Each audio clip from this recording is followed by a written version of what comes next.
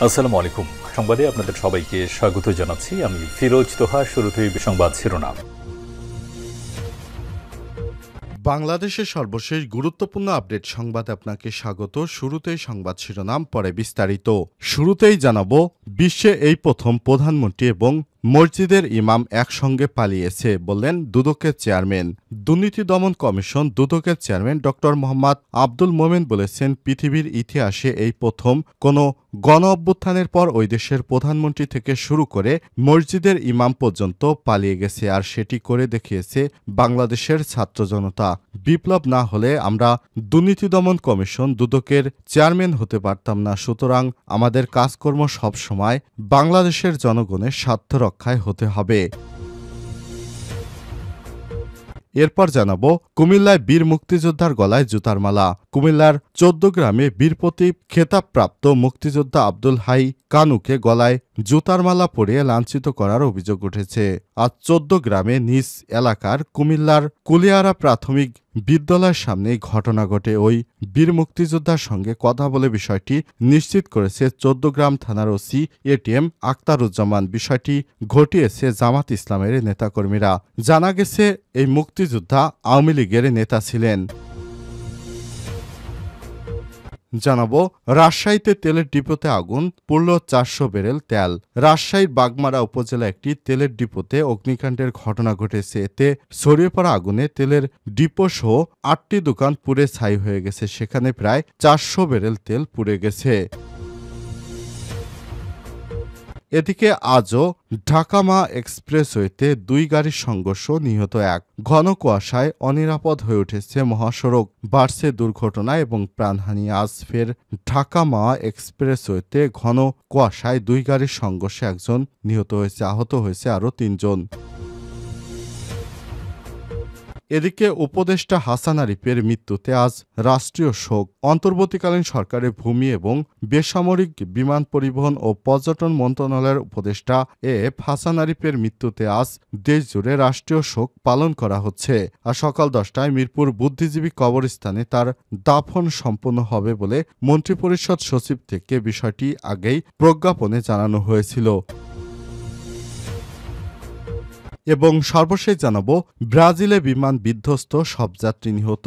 ব্রাজিলের ছোট আকারের একটি প্রাইভেট বিমান বিধ্বস্ত হয়েছে। এতে ওই বিমানে থাকা সব আরোহী নিহত হয়েছে। দেশটির দক্ষিণাঞ্চলীয় গ্রামোদর শহরে রোববার ২২শে ডিসেম্বর এই দুর্ঘটনা ঘটে। খবর বিবিসির। প্রিয় দর্শক, এতক্ষণ শুনছিলেন সংবাদ শিরোনাম, এবারে বিস্তারিত। তবে তার আগে বন্ধুরা, অনুরোধ থাকবে সংবাদটিতে একটি লাইক দিন। এই চ্যানেলে আপনি নতুন হয়ে থাকলে আমাদের সংবাদটি দেখতে দেখতে চ্যানেলটি সাবস্ক্রাইব করে রাখুন। কমেন্ট করে আপনার মূল্যবান মতামত জানিয়ে দিন বন্ধুরা, আপনি বিশ্বের কোন দেশ থেকে বা বাংলাদেশের কোন স্থান থেকে আমাদের সংবাদটি দেখছেন এবং শুনছেন। এবারে বিস্তারিত। বিশ্বে এই প্রথম প্রধানমন্ত্রী এবং মসজিদের ইমাম একসঙ্গে পালিয়েছে, বললেন দুদকের চেয়ারম্যান। দুর্নীতি দমন কমিশন দুদকের চেয়ারম্যান ড মোহাম্মদ আব্দুল মোমেন বলেছেন, পৃথিবীতে ইতিহাসে এই প্রথম কোনো অভ্যুত্থানের পর গণরোষের মুখে প্রধানমন্ত্রী থেকে শুরু করে এই দেশের মসজিদের ইমাম, বায়তুল মোকাররমের ইমাম পর্যন্ত পালিয়ে গেছে। ছাত্র জনতা সেটি করে দেখিয়েছে। ৫ই আগস্টের বিপ্লব না হলে নতুন কমিশন নিয়োগ পেত না। সুতরাং জুলাই আগস্ট গণ অভ্যুত্থানের জন আকাঙ্ক্ষা বাস্তবায়নে কাজ করে যাবে দুদক। গতকাল রোববার গণমাধ্যম কর্মীদের সঙ্গে মতবিনিময় করেন দুদকের নতুন চেয়ারম্যান এবং কমিশনাররা। মতবিনিময় সভায় দুদক চেয়ারম্যান এসব কথা বলেন। দুদকের চেয়ারম্যান বলেন, দুদকের গতি বেড়েছে, এটা আপনারা সবাই দেখছেন। রাষ্ট্রে রন্ধ্রে রন্ধ্রে দুর্নীতি, সেই দুর্নীতি প্রতিরোধে সচেতনতা বাড়াতে হবে। এ সময় তিনি বলেছেন, আমরা কোনো লুকোচুরি করব না, সময় মতো সবকিছু সাংবাদিকদের সামনে তুলে ধরতে হবে। এ সময় তিনি বলেন, পুলিশ মামলা করার পর সত্য উদ্ঘাটন করে, আর দুদক সত্য উদ্ঘাটনের পর মামলা করে। যে কারণে দুদক মামলাগুলো যাতে জনপ্রত্যাশার পক্ষে রায় যায়, সেটি সবচেয়ে আশা প্রকাশ করি আমরা। অপর এক প্রশ্নের জবাবে তিনি বলেছেন, দুদক কিভাবে কাজ করে এ বিষয়ে আইনগত একটি ছক আছে, সেই অনুযায়ী কতটুকু কভার করবে আমরা সবটুকুই করব। রাষ্ট্র ক্ষমতায় যারা থাকেন তাদের দুর্নীতির বিরুদ্ধে ব্যবস্থা নেওয়া হয় না, এমন প্রশ্নের জবাবে তিনি বলেছেন, এই মন্তব্যটি কোনো অসমীচীন বক্তব্য নয়। বাংলাদেশের অতীতে এটাই দেখে এসেছি। আপনারাই অর্থাৎ সাংবাদিক বলছেন যেহেতু রাজনৈতিক সরকার নেই, একটি অন্তর্বর্তীকালীন সরকার রয়েছে, যে সরকার জনপ্রত্যাশাকে লালন করার জন্য, বাস্তবায়ন করার জন্য জনগণই এ সরকার প্রতিষ্ঠা করেছে। অপর এক প্রশ্নে দুদক কমিশনার তদন্ত মিয়া মোহাম্মদ আলী আকবর আজিজি বলেছেন, আমরা নির্মোহ এবং নির্ভুলভাবে অনুসন্ধান ও তদন্ত করতে বদ্ধপরিকর। জাতির কাছে আমরা দৃঢ়তার সঙ্গে জানতে চাই, কারো ভয়ভীতি বা অনুরাগ বিরাগে বশবর্তী হয়ে এই কাজটি করব না। আমাদের উপর অর্পিত দায়িত্ব সঠিকভাবে পালন করব। কুমিল্লায় বীর মুক্তিযোদ্ধার গলায় জুতার মালা। কুমিল্লার ১৪ গ্রামে বীর প্রতীক খেতাবপ্রাপ্ত মুক্তিযোদ্ধা আব্দুল হাই কানুকে গলায় জুতার মালা পরিয়ে লাঞ্ছিত করার অভিযোগ উঠেছে। রোববার ২২শে ডিসেম্বর দুপুরের দিকে কুমিল্লার ১৪ গ্রামে নিজ এলাকার কুলিয়ারা প্রাথমিক বিদ্যালয়ের সামনে ঘটনা ঘটে। ওই বীর মুক্তিযোদ্ধার সঙ্গে কথা বলে বিষয়টি নিশ্চিত করেছে ১৪ গ্রাম থানার ওসি এটিএম আখতারুজ্জামান। রাতে ভিডিওটি ছড়িয়ে পড়ার পর সামাজিক যোগাযোগ মাধ্যমে নিন্দার ঝড় ওঠে। এই ঘটনায় অভিযুক্তদের শনাক্তের কাজ চলছে বলে জানিয়েছে স্থানীয় পুলিশ। স্থানীয় সূত্র থেকে জানা গেছে, বীর মুক্তিযোদ্ধা কানু কৃষক লীগের কেন্দ্রীয় কমিটির সদস্য।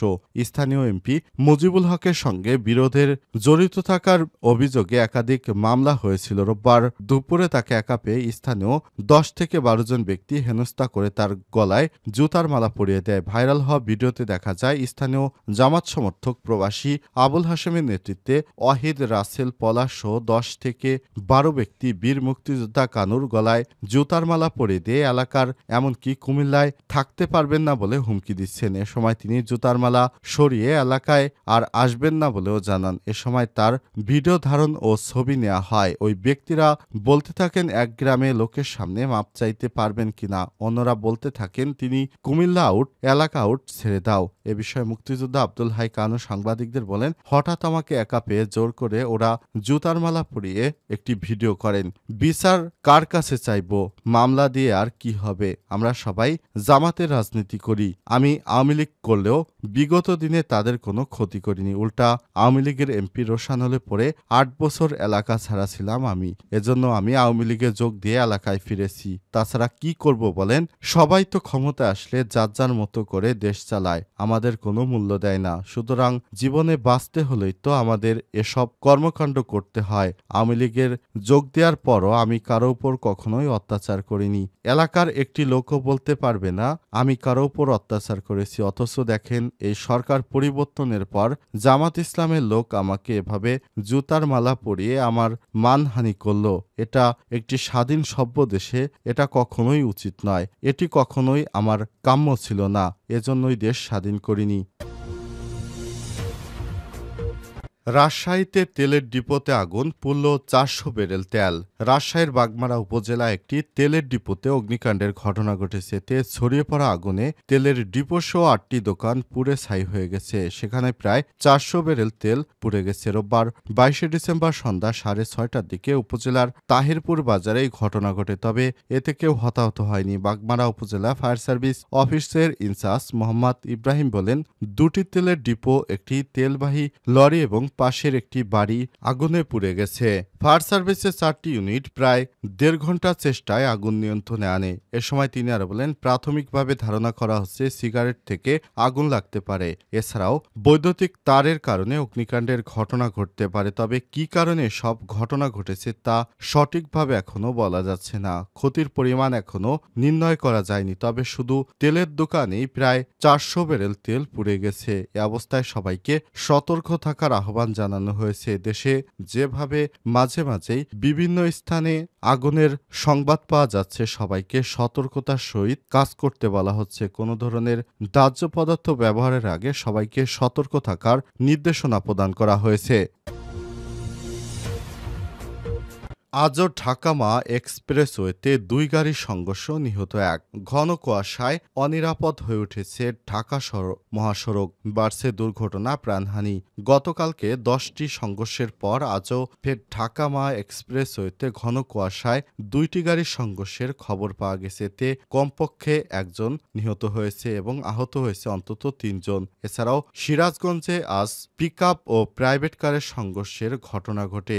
এতে তাৎক্ষণিকভাবে হতাহতের নাম পরিচয় পাওয়া যায়নি। জানা গেছে, ঘন কুয়াশার কারণে ঢাকা মাওয়া এক্সপ্রেসওয়েতে মুন্সিগঞ্জের সিরাজদি খান উপজেলার কুচিয়ামোড়া এলাকায় নিয়ন্ত্রণ হারিয়ে একটি প্রাইভেট কার ধলেশ্বরী 2 সেতুর রেলিংয়ে ধাক্কা দেওয়ার সময় পেছনে থাকা কভার্ড ভ্যান নিয়ন্ত্রণ হারানো কারটিকে ধাক্কা দেয়। এতে প্রাইভেট কারের এক নারী নিহত ও চালকসহ আরও 5 জন আহত হয়েছে। ফায়ার সার্ভিস তাদের উদ্ধার করে হাসপাতালে পাঠায়। পুলিশ দুর্ঘটনা কবলিত স্থানে যায় এবং 2টি যানবাহন সরিয়ে নেওয়ার পর যান চলাচল স্বাভাবিক হয়েছে। মুন্সিগঞ্জের ফায়ার স্টেশনের উপসহকারী পরিচালক মোহাম্মদ শফিকুল ইসলাম জানান, মা থেকে ঢাকা যাওয়ার পথে এক্সপ্রেসওয়েটির ঢাকাগামী লেনে বেপরোয়া গতিতে চলা গাড়িগুলোর কারণে এই দুর্ঘটনা ঘটেছে। তবে ঘন কুয়াশা এর অন্যতম কারণ। এর আগে গতকাল রোববার ভোররাত 4টার দিকে প্রথমে 2টি পণ্যবাহী ট্রাকের সংঘর্ষের ঘটনা ঘটে। এরপর সকাল 7:30টার দিকে 2টি যাত্রীবাহী বাস নিয়ন্ত্রণ হারিয়ে একে অপরকে ধাক্কা দেয়। এতে তাৎক্ষণিকভাবে ক্ষতিগ্রস্ত একটি বাসের পিছনেও একটি বাসের সামনের অংশ। এই ঘটনায় বেশ কয়েকজন আহত হয়েছে। একই সময় একটি পিকআপ ভ্যান নিয়ন্ত্রণ হারিয়ে প্রাইভেট কারকে চাপা দিলে আহত হয় আরও বেশ কয়েকজন।